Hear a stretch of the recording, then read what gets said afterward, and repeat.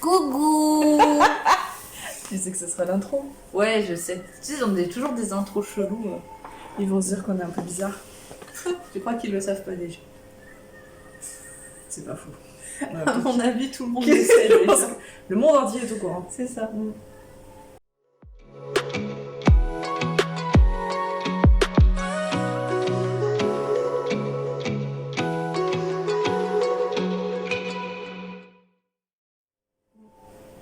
À la tienne. Étienne. Blague d'Asperger. Tout à fait. Alors, ma chère Julie. Pourquoi sommes-nous ici aujourd'hui? Alors déjà, bonjour à tous et bonjour à toutes. Oui, bonjour. Bonjour. Bienvenue sur la chaîne du boudoir de Miss Lovelace. Nous avons changé de décor. Nous sommes toujours au boudoir. Oui. Parce qu'il y a plusieurs ambiances dans notre boudoir. On est face sud, là. Côté cour, côté jardin. C'est ça. Côté jardin, du coup, pour Voilà. le côté garden party, voilà, une partie du boudoir. Et ma chère Julie, Ouais. nous sommes aujourd'hui réunis Pour ce grand jour, pour parler de tout. Je mettrai un... Ouais, il y a intérêt, hein, le roulement de tambour. Slashing. Oui, mais qu'est-ce que c'est que ça? Est-ce que c'est un gros mot? Qu'est-ce que c'est? Alors, alors déjà, pourquoi on va vous parler de slasher et de slashing? Parce que, en plus d'être HPI et autiste, mais je pense que c'est complémentaire, Peut-être c'est parce que nous sommes HPI. et autiste, Asperger, que nous sommes aussi slasheuses. Oui. Donc, vous allez nous dire, mais qu'est-ce que c'est qu'être slasher? Parce que c'est vrai que c'est... À part nous, enfin j'ai l'impression dans notre communauté de gens un peu chelous... Il y avait un bouquin qui était sorti il y a quelques années qui s'appelait Profession Slasher. Ouais. Et c'est comme ça que j'avais connu le terme. Et je crois que je t'en avais parlé, non, de ce bouquin. Tu me l'avais prêté, ouais. Parce que je me disais bien que j'étais aussi bizarre de ça. Ouais. Et je crois que l'autrice, elle s'appelle Muriel Barbery ou quelque chose comme ça. Je vous mettrai le lien en Ça barre n'a d'infos. rien à voir. Non, c'est pas celle de l'élégance du hérisson, Muriel Barbery. Peut-être. Bref, de toute façon, Je vous vous mettrai savez, l'info. vous commencez à me connaître. Ouais, du coup, donc profession slasher, et c'est là où j'ai compris qu'en fait, ce qu'on appelait la dispersion et le manque de cohérence et l'instabilité pouvait se nommer de manière beaucoup plus classe le slashing ou être slasher.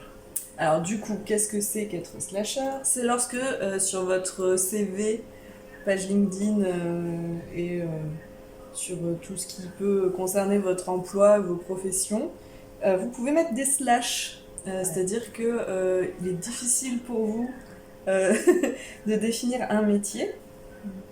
Quand on vous demande qu'est-ce que tu fais dans la vie, quel est ton métier, moi par exemple je sais pas répondre à cette question, c'est impossible pour moi. Ou alors il faut que j'explique tout ce qui s'est passé dans ma vie pour que j'explique quels sont mes métiers.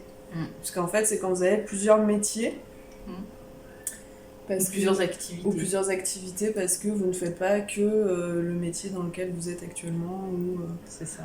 ou que vous avez fait plein de métiers avant et que du coup en fait ça s'est jamais arrêté et que vous faites toujours plein de choses en fait. Ouais. Et ça se développe de plus en plus du coup avec l'évolution aussi du monde du travail. Ouais. Où finalement on peut pas vraiment faire comme nos parents, rester 40 ans dans la même boîte et faire le même métier. Il n'y a plus vraiment de CDI, on a du coup une précarisation aussi de l'emploi qui fait que finalement on est obligé, même pour certains, et en a c'est pas forcément un choix mais c'est une obligation, d'être des slashers. Ouais. Et de cumuler soit des petits boulots avec un boulot principal, soit plusieurs activités, par exemple freelance, salarié quelque part, freelance de l'autre côté, etc. Donc voilà, nous on le vit je pense plutôt bien. Ouais, alors maintenant oui. Voilà. Enfin, me concernant en tout cas, Ouais. moi j'ai eu du mal au début parce que t'as l'impression que les gens quand tu leur poses la question ils savent répondre, tu vois. Et que toi quand on te la pose t'es là, Ouais, alors tu sais est-ce pas. que t'as 4 heures devant toi? Parce que si tu veux que je t'explique ce que c'est mon métier, enfin mes métiers, c'est difficile. Et au début j'avais un peu honte de ça parce que j'ai l'impression que quand on arrivait dans le monde du travail, nous, il y avait encore ce truc là de ça veut dire que t'es instable, que tu sais pas ce que tu veux, que tu changes toujours de métier, que t'es jamais au même endroit, que c'était mal vu en fait. Et un jour moi j'ai eu un rendez-vous avec un RH dans une boîte où je travaillais Il m'a dit, bah, si vous voulez, on peut rebosser votre CV, en fait. Et ce mec-là était slasher. Je m'en suis rendu compte en discutant avec lui. Il me dit, mais je fais ça, mais en fait, j'ai fait des études un master en truc agriculture, mais j'ai aussi fait un master de langue étrangère, mais j'ai aussi fait Et en fait, je me suis dit, ok, le mec a compris mon CV, pourquoi il marchait pas, parce que j'arrivais pas à le mettre en ordre. Et donc, lui m'a expliqué. Et il m'a dit, bah ça, vous devriez le mettre comme ci, comme ça. Et une fois qu'il m'a expliqué ça et qu'il m'a remis en ordre toutes mes compétences et tout, je me suis dit, ok, en fait, si, c'est recevable en fait auprès d'un RH. Ouais. Mais avant ça, j'avais vraiment du mal à expliquer. J'aimais pas qu'on me pose la question en fait, parce que j'arrivais pas à l'expliquer. Oui, parce que ça donne une impression de désordre, de fouillis, de quelqu'un qui sait pas ce qu'elle veut, ce qu'elle fait, où elle va. Alors qu'en fait, en plus, il y a un fil conducteur. Ouais. Enfin, moi en tout cas, mais je pense que toi aussi. Ouais. Il y a quand même, finalement, quand tu réfléchis, c'est pas si chaotique que ça et il y a un vrai fil conducteur qui relie tout. Ben moi, c'est quand j'ai trouvé justement ce fil conducteur que j'ai pu beaucoup mieux le vendre en quelque sorte lors d'entretien d'embauche. Ouais. Et parce qu'en plus, il y avait le fait que j'ai changé plein de fois de poste, du coup, du fait de l'Asperger, du fait de plein de choses, et que j'avais plein d'expériences courtes qui s'enchaînaient, des périodes où j'avais pas d'emploi, des trous, machin. Et forcément, bah, les recruteurs, ils aiment pas ça. Ils disent wow. Ouais, elle va rester 3 mois et elle va se barrer, quoi. Voilà. Et du moment où j'ai capté quel était le fil conducteur, j'ai pu dire, bah si, en fait, j'ai fait ça, puis ça, puis ça, puis ça. Et moi, j'arrive à dire, j'ai fait ça parce que ça. Voilà, tu vois. C'est ça. Et parce qu'il me manquait ça, donc j'ai fait ça. Et du coup, ça donne une cohérence à tout ça. Juste pour vous donner une idée, parce que là, c'est peut-être un peu flou. T'es slasheuse comment, toi? C'est quoi tes slash? Alors, moi, mes slash, bah, il y a du coup ingénieur pédagogique. Ouais. Bah là, ça serait plutôt freelance, quoique non, pas forcément. Enfin, j'ai une mission qui m'attend, mais je ne sais pas encore. On n'en parlera pas ici. Voilà. Ensuite, bah, il y a le boudoir, évidemment. Il y a écrivaine. Il y a slash voilà, slash coach, slash bibliothérapeute, slash j'ai mon blog aussi, blogueuse là, mon blog qui s'appelle Moins c'est mieux. On mettra, au cas où on vous mettra le lien par d'infos. Slash maman, parce que mine de rien c'est aussi c'est un métier à part entière, surtout avec une ado. Bah voilà. Que et alors, comment, parce que du coup, pour qu'on explique, donc ingénieur pédagogique, c'est ton métier de base, celui pour lequel tu as fait. Mais non, même pas. Même pas, c'est même pas celui pour lequel j'ai fait mes études. En fait, j'ai commencé par un master en sciences de l'éducation. Et dans les sciences de l'éducation, il y avait plusieurs parcours. Il y avait à l'époque formation des adultes, métier de l'enseignement, ou le 3e parcours qui était promotion éducation de la santé. Ah oui, c'est vrai. Et donc qui t'orientait plus vers la santé publique. Exact, je me souviens. Et moi j'ai fait cette option-là. Et du coup mes premiers postes ça a été en tant que chef de projet en santé publique. C'est vrai. Donc c'est même pas encore... Non. Et après c'est la suite d'une mauvaise expérience, une expérience pro qui s'est mal terminée à Marseille. Où là je me suis retrouvée au chômage et je me suis dit bon ok qu'est-ce que j'ai le mieux réussi dans ma vie, bah, ce sont mes études. Mais je me permets, mais parce que tu me l'avais raconté ce problème on va pas revenir dessus, mais c'est aussi parce que tu t'es rendu compte, c'est ça qui est fou dans l'enseignement en France, c'est que à ton premier poste tu t'es rendu compte que c'est pas ça que tu voulais faire. Ouais, c'est ça. C'est la réalité du terrain qui t'a fait dire je viens de faire un master, un doctorat. Ouais, bah là j'étais en doctorat à l'époque, ouais. Et en fait, je veux pas faire ça. Non, c'est ça. C'est terrible, en vrai, c'est terrible. C'est un concours de pas mal de circonstances. Disons que j'ai bossé dans le domaine associatif en me disant, c'était mes premières expériences professionnelles, que dans le domaine associatif, on allait aider des gens. Sauf que... Non pas toujours. Sauf que voilà, tu te retrouves dans des grosses assos qui sont fédérées au niveau national avec des antennes régionales, machin. Donc moi j'étais à l'antenne régionale de PACA. Et en fait je faisais ma thèse de doctorat en même temps. Et si tu veux, le but quand même d'une thèse de doctorat, c'est de la recherche scientifique. Et donc tu vas voir dans la recherche qui se fait à droite à gauche, dans d'autres pays, qu'est-ce qui marche et qu'est-ce qui marche pas. Et on te montre, il y a des études, des méta-analyses, machin, qui te disent, voilà, ce type d'expérience, ce type d'animation sur le terrain, ça marche pas. Donc toi, tu te dis, c'est bizarre parce que nous, on continue à faire ça. Pourquoi on flèche de l'argent là-dessus alors que les stats disent que ça marche pas? Ça ne fonctionne pas, c'est pas... voilà. Et du coup, j'ai compris en allant voir ma directrice de l'époque en lui disant oui, mais pourquoi on continue à faire ce genre d'intervention sur le terrain alors qu'en fait la recherche montre que ça marche pas? Et elle m'a dit parce qu'on a de l'argent pour faire ça, donc on fait ça. Et donc j'ai compris que finalement l'action des associations était guidée par des politiques et qu'il y avait tout un rouage après de oui, mais les élections, oui, mais gna, oui, mais... Et moi, ça me convenait pas. Et puis, j'étais trop entière et trop naïve pour continuer là-dedans. Et voilà comment ça s'est mal terminé. Et c'est pour ça que tu as changé de métier. Et donc, j'ai changé de métier parce que du coup, cette brave dame, elle m'a grillée partout parce que c'était un petit monde. Et donc, à chaque fois que j'allais passer des entretiens ensuite pour d'autres postes, on me disait oui, mais votre ancien employeur, qu'est-ce qu'elle va dire de vous Puis moi, en plus, elle m'avait fait croire qu'on se quittait en bons termes. Alors du coup, lors des entretiens, je disais elle était très satisfaite et tout, tu vois. Puis après, j'apprenais que pas du tout. Du côté Asperger. Voilà. Et il a fallu que je me reconvertisse dans autre chose. Et donc, c'est comme ça que je me suis dit, puisque j'ai des facilités pour les études, je vais aider des enfants à réussir les leurs. Et à s'orienter, etc. Et donc, je me suis formée au coaching. J'ai ouvert un cabinet de coaching, donc spécialisé dans tout ce qui est orientation, pédagogie et tout. Avec les ados. Ouais, j'avais des petits pour tout ce qui était apprendre à apprendre, tu vois, chose qu'on n'apprend pas à l'école. On part du principe que c'est évident que les enfants ils savent comment apprendre un cours, comment faire un résumé. Alors qu'on voit bien que le système scolaire ne convient pas à tous les enfants. Non, c'est ça. Et donc t'as plein d'enfants qui se retrouvent à la marge et les parents ils savent pas trop pourquoi et tout. Et puis il y en a plein comme ça que j'ai mis aussi sur la piste du HPI. Parce que forcément, toi, t'es comme ça, tu les repères tu après. Les repères direct. Mais on se reconnaît entre nous, c'est ce qu'on disait dans la vidéo précédente, que si vous n'avez pas vu, je vous la mettrai quelque part. C'est ça. Et puis j'étais frustrée du coup que qu'il y ait plein de parents qui ne pouvaient pas se payer le service d'un coach. Parce que moi, j'avais un cabinet à Lyon 4e, donc la Croix-Rousse et tout ça, mais il faut que je puisse le payer. Du coup, je ne pouvais pas faire moins de 50 € l'heure de coaching, tu vois. Et il faut que tu bouffes, faut que tu payes tes charges, bien sûr. Et d'autant que j'étais au chômage et tout, donc j'étais embêtée. Je me dis, mais il y a plein d'enfants que je peux pas aider, plein de familles et tout ça. Et donc c'est là où j'ai commencé à écrire un bouquin sur le coaching scolaire et sur la méthode et des exercices, en me disant, comme ça, peut-être qu'il y a des familles qui pourront acheter juste le bouquin et aider leurs enfants. Et puis les ventes décollaient pas, et donc je me suis dit, mince, comment je pourrais diffuser autrement? Et c'est là où m'est venue l'idée de créer des formations sur Internet. D'où l'ingénierie pédagogique. Voilà, c'est que du coup, j'avais tout le background théorique, avec mon doctorat en sciences de l'éducation, tout ça. Mais par contre, j'avais pas le côté des outils, tu vois, de la technologie qui va avec. Et donc, j'ai fait un DU en plus de chef de projet en digital learning.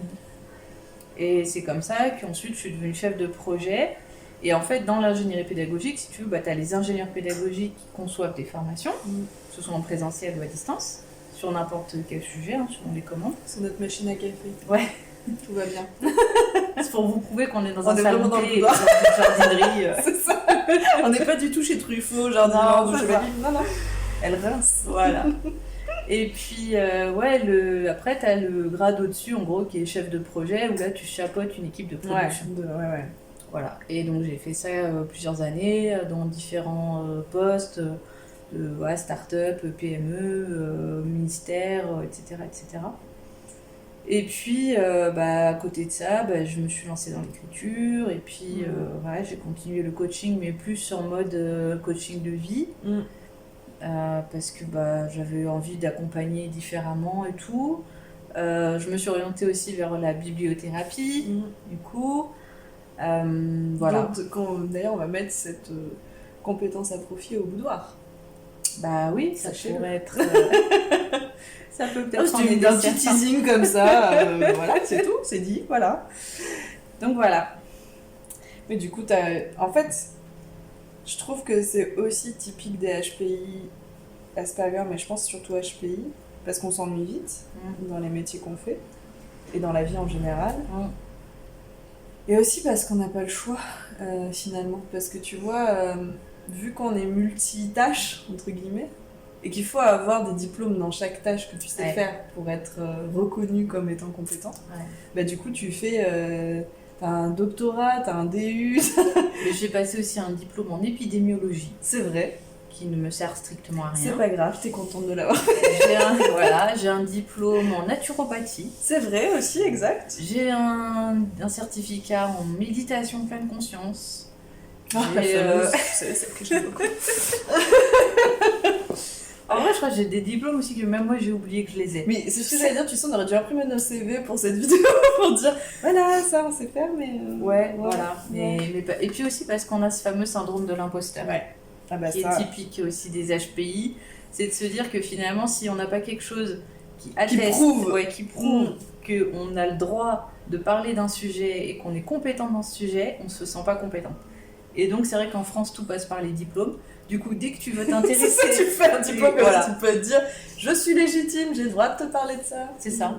Alors que des fois, tu as même un niveau supérieur au diplôme, tu vois. Mais comme il faut le diplôme, toi, dans ta tête, tu te dis « Ok, bon, bah, même si je connais mieux, c'est pas grave, il faut quand même que je passe le diplôme. » Mais c'est fou, hein, parce que... Enfin, ça me fait penser à quand moi je fais des... oui. Enfin, on va vous en parler après, mais... Je me sens même pas légitime alors que j'ai un master. Non, mais c'est ça, c'est que du coup, toi, quand t'animes la pause culture, tu te demandes si t'as le droit d'en parler et que moi je suis là, mais meuf, t'as un master en histoire de l'art, qui d'autre que toi dans la ville doit pouvoir... je sais pas s'il y a quelqu'un d'autre dans toute cette ville qui a le niveau de diplôme. Ouais, je sais, mais je me sens pas... J'ai peur de tomber sur quelqu'un de... Qui sait mieux. Ouais, qui sait mieux, mais en même temps, enfin, qui sait mieux quoi. Oui, voilà. Non, mais en y réfléchissant, ouais. Mais c'est encore ce truc de l'imposteur, de dire c'est ça. Pourquoi j'en parle alors que... Mais pourtant si, en fait. Oui, et puis de toute façon, le savoir n'est pas détenu par une seule personne. Même si vous êtes plusieurs à être experts du domaine, bah tant mieux. Ouais, mais carrément. C'est juste que vous pourrez confronter vos points de vue, tu vois. Mais il faut pas le voir comme... En gros, il n'y a pas une seule place à prendre et puis tous les autres... Ouais, mais alors, je suis d'accord, je suis complètement d'accord avec toi, mais j'ai l'impression que c'est pas du tout ce qu'on nous apprend à l'université. Non. Parce que, par exemple, moi, j'avais 2 directeurs de recherche pour mon master, parce que j'ai un cursus un peu particulier. Et l'une de mes directrices de recherche était spécialisée dans l'horlogerie suisse, dans tel canton, etc. Et c'était très précis, quoi, tu vois, vraiment. Et elle était reconnue mondialement comme étant l'experte là-dessus. Et en fait, t'as l'impression qu'on te pousse à te spécialiser sur un truc. Ah bah oui. Tu sais, un truc vraiment très précis. Mais tu sais, c'est ce qu'on me disait moi aussi quand j'ai choisi mon sujet de thèse de doctorat. C'est qu'il fallait que tu choisisses le sujet qui soit totalement inédit pour que tu sois le seul spécialiste mondial de ce sujet. Et donc, moi, pareil, je suis allée sur un truc... encore là, c'était de la psychologie sociale, parce que c'était encore une histoire compliquée. C'était un doctorat de sciences de l'éducation, mais dans le laboratoire de psychologie sociale. Donc, en fait, ma thèse porte plus sur la psychologie sociale.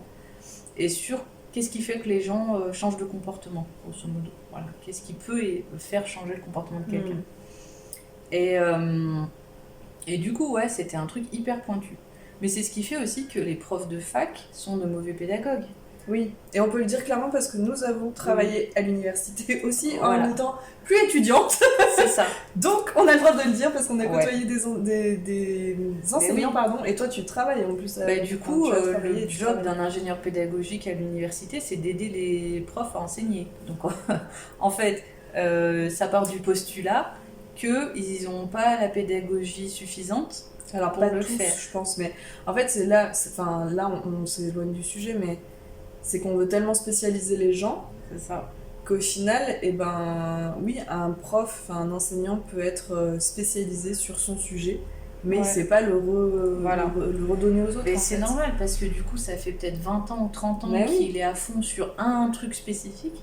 Il se rappelle pas des acquis de base qu'il a fallu pour arriver à ce stade. Mais c'est surtout... Et donc faire le chemin hier, c'est dur, quoi. Et surtout qu'on demande à des gens, en fait, dont le métier c'est la recherche, d'enseigner. Alors qu'en fait, ils sont pas enseignants. Enfin, certains, ils ont pas envie, en fait. Et ils ont le droit de pas avoir envie. Donc, c'est là où je trouve qu'il y a un truc qui va pas dans une université, mais bon, ça, c'est... Voilà, c'est une parenthèse. Mais du coup, ouais, toi, alors, slasheuse, comment? Alors, tout a commencé en 1980. Non, je déconne.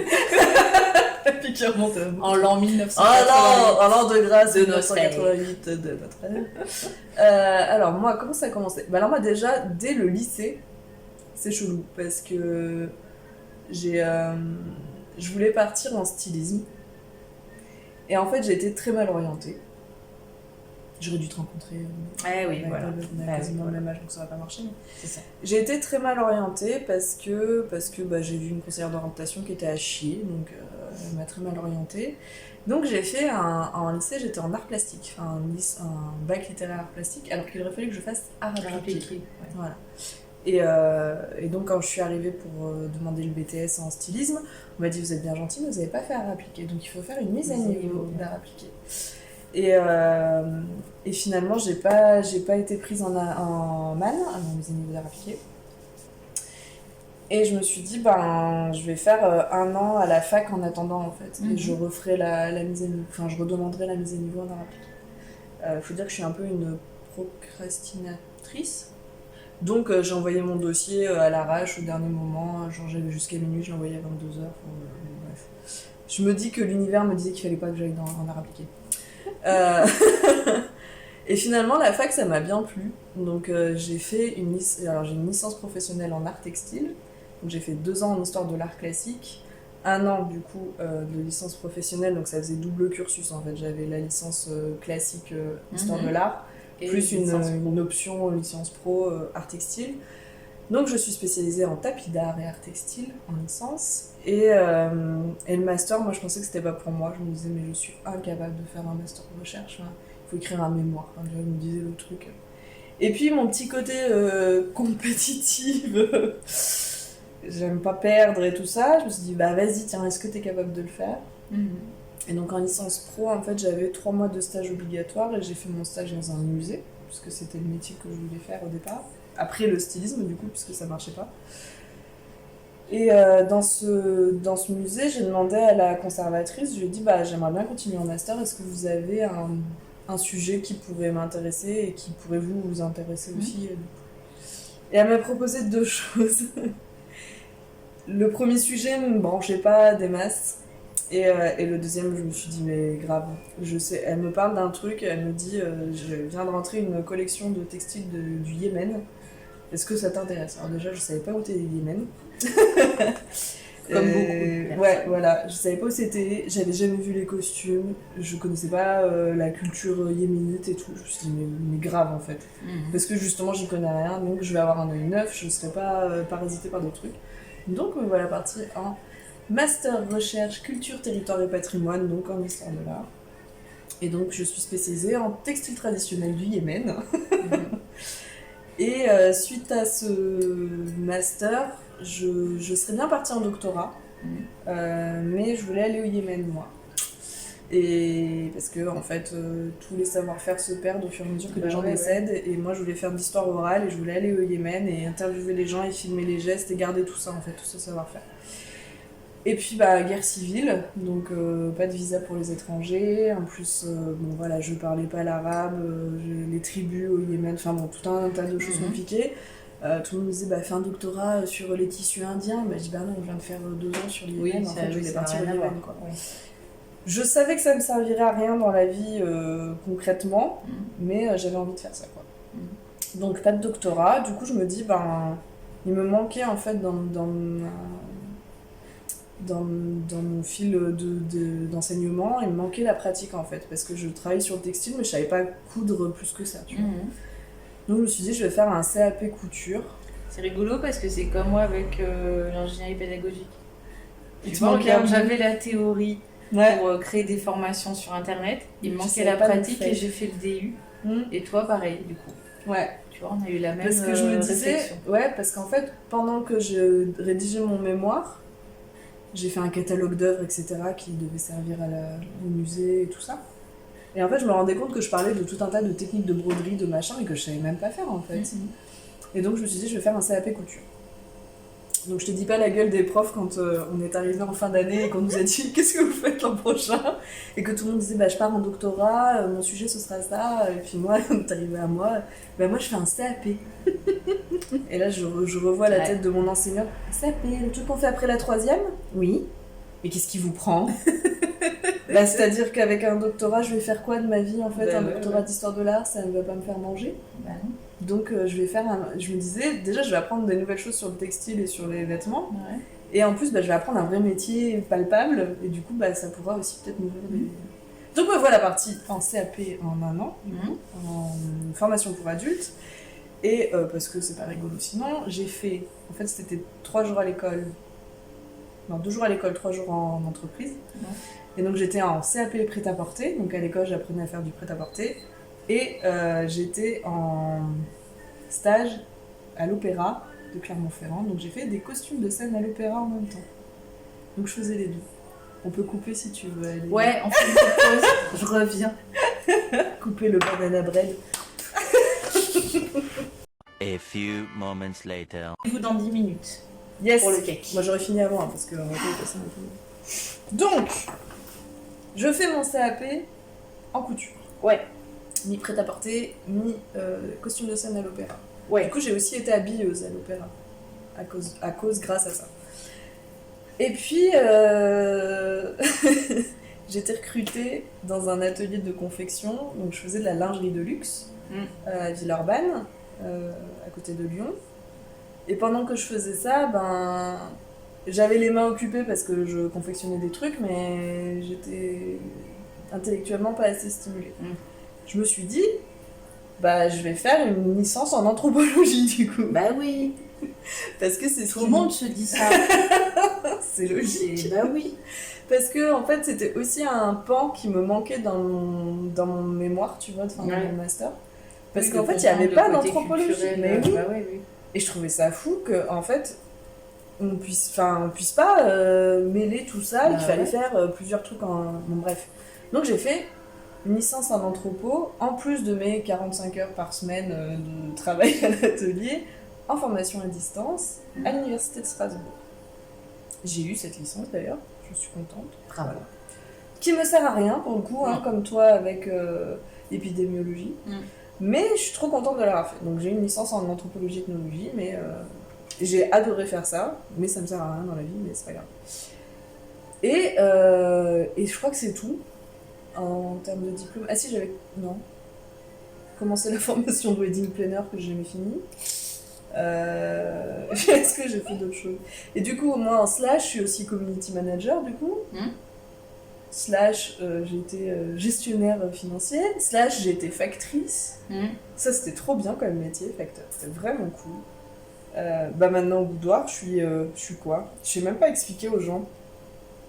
Je suis serveuse, t'es patronne. t'es gérante, t'es fondatrice, voilà. Ouais, mais c'est quoi notre métier? Parce qu'on fait plein de trucs.